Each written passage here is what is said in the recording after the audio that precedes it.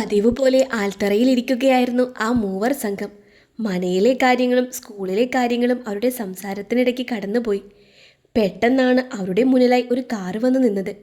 അതിൽ നിന്നും ഇറങ്ങുന്ന ആളെ കണ്ടതും വേണുവിന് ഭൂമി തലകീഴായി മാറുന്നതായി തോന്നി. തൻ്റെ അടുത്തേക്ക് അടിവെച്ച് വരുന്ന ആളെ കണ്ടതും എന്തെന്നില്ലാതെ ആ ഹൃദയം പിടഞ്ഞു. മാസങ്ങൾക്കപ്പുറമുള്ള കാഴ്ച. തൻ്റെ ഉറ്റ ചങ്ങാതി എന്തിനാണ് ഇങ്ങനെ ഭയപ്പെടുന്നത് എന്ന് മനസ്സിലാക്കാൻ മറ്റു രണ്ടുപേർക്കും കഴിഞ്ഞിരുന്നില്ല. അവിടെയുണ്ടായ നിശബ്ദതയ്ക്ക് അവസാനം കൊണ്ടത് ഹരിയായിരുന്നു. എന്താടാ, എന്തെങ്കിലും പ്രശ്നമുണ്ടോ? ആരാ അത്? നിനക്കറിയുന്ന ആരെങ്കിലാണോ? വേണുവിന് നേരെയുള്ള ഒന്നിൽ കൂടുതൽ ചോദ്യങ്ങൾക്ക് മറുപടി പറയാൻ അവൻ ബുദ്ധിമുട്ടി. അപ്പോഴേക്കും കാറിൽ നിന്ന് ഇറങ്ങിയ പെൺകുട്ടി അവരുടെ അടുത്തേക്ക് എത്തിയിരുന്നു. ആരാ? മനസ്സിലായില്ലല്ലോ. ശങ്കരനായിരുന്നു അത് ചോദിച്ചത്. നിങ്ങൾക്കെന്നെ മനസ്സിലാകാൻ വഴിയില്ല, പക്ഷേ ഒരാൾക്കെന്നെ നന്നായി മനസ്സിലാകും. ആർക്ക്? ഹരി, നിനക്കറിയാമോ? ഇല്ല, ഞങ്ങൾക്കറിയില്ലല്ലോ. ഒരാൾ കൂടിയുണ്ടല്ലോ ഇവിടെ, വേണു. വേണുവിന് അറിയാവുന്ന കുട്ടിയാണോ താൻ? മറുപടി പറയാൻ വേണുവിന് കഴിഞ്ഞില്ല. പറയാൻ ബുദ്ധിമുട്ട് കാണും. ഞാൻ തന്നെ പറയാം. നിങ്ങളുടെ കൂട്ടുകാരനായ വേണുവിൻ്റെ ഭാര്യയാണ് ഞാൻ, ജാനകി. എന്താ, ഭാര്യയോ? ആരുടെ? നിങ്ങൾ എന്തൊക്കെയായി പറയുന്നത്? ഹരിയാണ് അത് ചോദിച്ചത്. നിക്ക് ഹരി, ഞാൻ ചോദിക്കാം. നിങ്ങൾ എന്തൊക്കെയാ പറയുന്നത്? വേണുവിൻ്റെ ഭാര്യയാണോ നിങ്ങൾ? അതെ, എന്നോട് ചോദിക്കുന്നതിനേക്കാൾ എളുപ്പം കൂട്ടുകാരനോട് തന്നെ ചോദിക്കുന്നതല്ലേ? വേണുവിനെ നോക്കിയാണ് ജാനകി അത് പറഞ്ഞത്. എടാ, ഇവർ പറഞ്ഞത് കേട്ടോ? സത്യാണോ ഞങ്ങൾ കേൾക്കുന്നത്? അത് ഞാൻ. എന്താ, നിങ്ങൾക്ക് പറയാൻ ബുദ്ധിമുട്ടുണ്ടോ? എൻ്റെ ഭാര്യയായിരുന്നു, ഇപ്പോഴല്ല. എന്താടാ ഈ പറയുന്നത്? ഈ കാര്യം എന്താ നീ ഞങ്ങളോട് പറയാതിരുന്നത്? പറയില്ല, കാരണം ഇവിടെ ഒരുത്തിയുമായി സുഖമായി ജീവിക്കുകയല്ലേ നിങ്ങൾ. അതിനിടയ്ക്ക് ഞാനും മോനും വന്ന പ്രശ്നമായിരിക്കുമല്ലോ വേണുവേട്ടാ നിങ്ങൾക്ക്. നിങ്ങൾ കേട്ടോ, എന്നോട് ചെയ്ത ചതിക്ക് പകരം വീട്ടിയിട്ട് ജാനകി ഇവിടെ നിന്ന് പോകൂ. ആ പെണ്ണിൻ്റെ കണ്ണിൽ അഗ്നിയുടെ ജ്വാലകൾ ആളിക്കത്തുന്നത് ശങ്കരൻ അപ്പോൾ കണ്ടിരുന്നു. പ്രശ്നത്തിന് ആക്കം കൂട്ടാതെ അയാൾ ഇടയ്ക്ക് നിന്നു. വേണ്ട, ഇവിടെ വെച്ചൊരു പ്രശ്നം വേണ്ട. നിങ്ങളിപ്പോൾ പൊക്കോ, നാളെ നമുക്ക് സംസാരിക്കാം. വേണ്ട, ദയവ് ചെയ്ത് ഞാൻ പറയുന്നത് കേൾക്ക്. ഞാൻ ഇവനെ വിളിച്ചുകൊണ്ട് വരാം. ഇപ്പോൾ പോ. ഇപ്പോൾ ഞാൻ പോവാ. നാളെ ഞാൻ വരും. ഇപ്പം ഒന്നും മിണ്ടാതെ നിൽക്കുന്ന നിങ്ങൾ അന്ന് എനിക്ക് മറുപടി തരേണ്ടി വരും.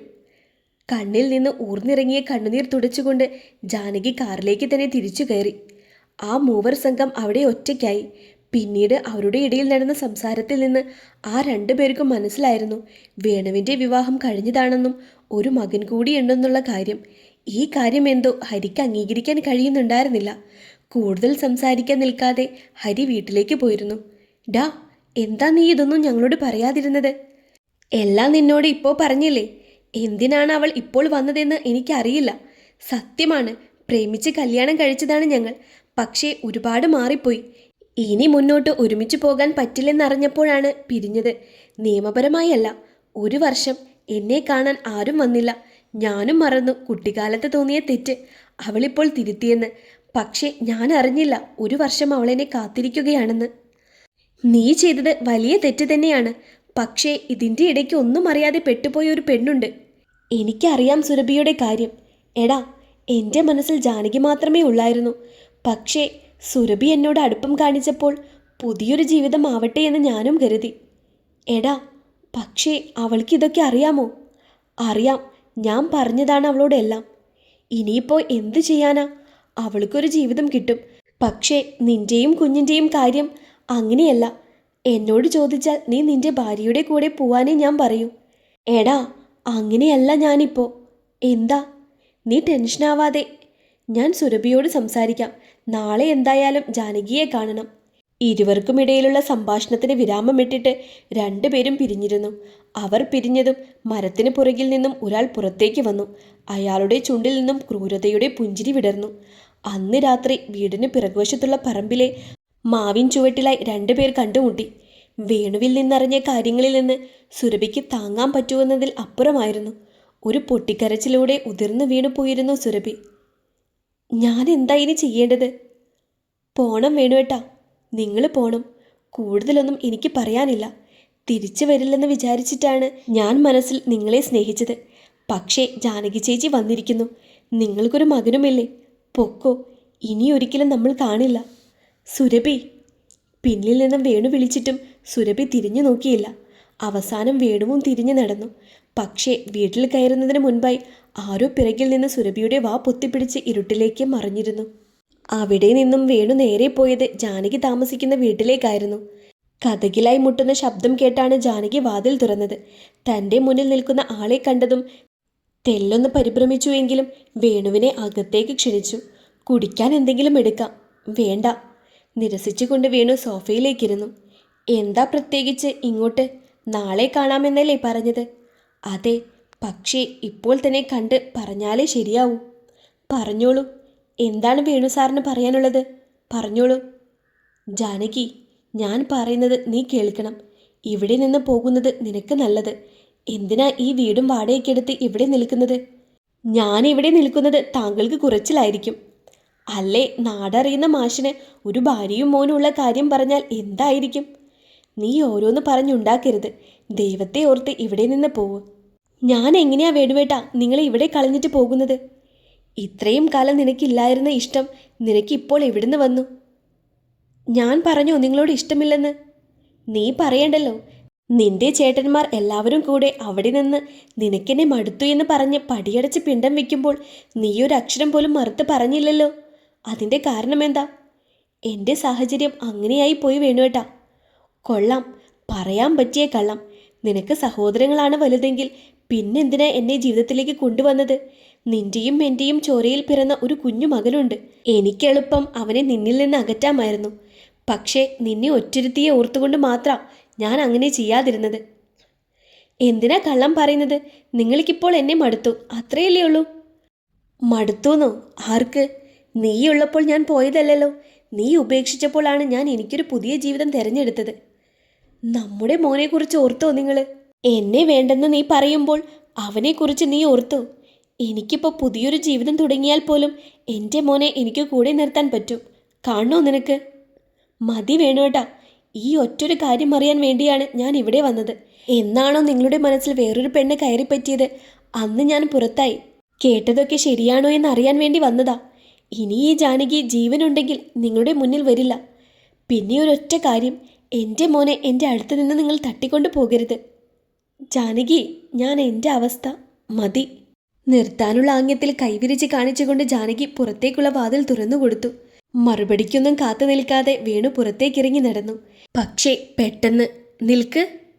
ജാനകിയെ സംശയരൂപേണ നോക്കിക്കൊണ്ട് വേണു അവിടെ തന്നെ നിന്നു. ഇതാ. ഒരു സൂട്ട് കേസ് മുന്നിലോട്ട് വെച്ചുകൊണ്ട് ജാനകി വേണുവിനെ നോക്കി. ഇത് നിങ്ങൾക്കുള്ള പണമാണ്. ഇത്രയും കാലം നമ്മൾക്കുണ്ടായിരുന്ന ആസ്തിയൊക്കെ ഉണ്ടാക്കിയെടുക്കാൻ എൻ്റെ കൂടെ ഒപ്പത്തിനൊപ്പം നിന്ന ആളാണ് നിങ്ങൾ. പെട്ടെന്നൊരു ഒളിച്ചോട്ടത്തിലെല്ലാം നഷ്ടപ്പെടുത്തിയിട്ട് പോണ്ട. പുതിയ ജീവിതം തുടങ്ങുമ്പോൾ ആവശ്യം വരും. വെച്ചോ. ജാനകി, ഞാൻ പ്ലീസ്, എനിക്കൊന്നും കേൾക്കണ്ട. ഞാൻ പ്ലീസ്, ഇത് തരാൻ വേണ്ടി മാത്രമാണ് ഞാൻ നിങ്ങളെ കാണാൻ ഇവിടെ വന്നത്. ഞാൻ പറയുന്നത് നീ ഒന്ന് മനസ്സിലാക്ക്. ഇപ്പോൾ വേണുവേട്ടന് പോകാം. മുൻപോട്ടുള്ള വാതിൽ തുറന്നുകൊണ്ട് ജാനകി പറഞ്ഞു. മറുത്തൊന്നും പറയാതെ പെട്ടിയുമെടുത്ത് വേണു പുറത്തേക്ക് നടന്നു. വേണു പുറത്തേക്കിറങ്ങിയതും ആ വീടിൻ്റെ വാതിൽ വേണുവിന് മുന്നിൽ കൊട്ടിയടച്ചു. ആ പെട്ടിയുമായി അവൻ മുൻപോട്ട് നടന്നു. മനസ്സിൽ കുറ്റബോധത്തിൻ്റെ കണിക അപ്പോഴും അവശേഷിച്ചിരുന്നു. പക്ഷേ വഴിയരികിലായി വേണുവിനായി ഒരാൾ കാത്തു നിൽക്കുന്നുണ്ടായിരുന്നു. അപ്രതീക്ഷിതമായ ഒരു കണ്ടുമുട്ടൽ. നീ എന്താ ഇവിടെ? ഉള്ളിൽ കുമിഞ്ഞുകൂടിയ ഭയത്തെ പുറത്തിറക്കാതെ ചോദിച്ചു. അത് ഞാൻ അങ്ങോട്ടല്ലേ ചേട്ടാ ചോദിക്കേണ്ടത്. ഇവിടെ ഇപ്പോൾ എന്താണെന്ന്? അത് ഞാൻ മനസ്സിലായി ഏട്ടാ. നിങ്ങളാള് കൊള്ളാമല്ലോ. നാട്ടിലൊരു ഭാര്യയും കുട്ടിയും ഉണ്ടായിട്ടാണോ ഇവിടെ വന്ന് സുരഭിയുമായി പ്രണയത്തിലായത്? നീ നിന്റെ കാര്യം നോക്ക്. അയാളെ തള്ളി മാറ്റിക്കൊണ്ട് വേണു മുന്നോട്ട് നടന്നു. അങ്ങനെയങ്ങ് പോയാലോ? ഞാൻ വെറുതെ പറഞ്ഞതാ. ചേട്ടൻ എവിടെ പോയാലും എനിക്കെന്താ? അല്ല, എന്താ പെട്ടിയിലെ? ഏയ്, ഒന്നുമില്ല.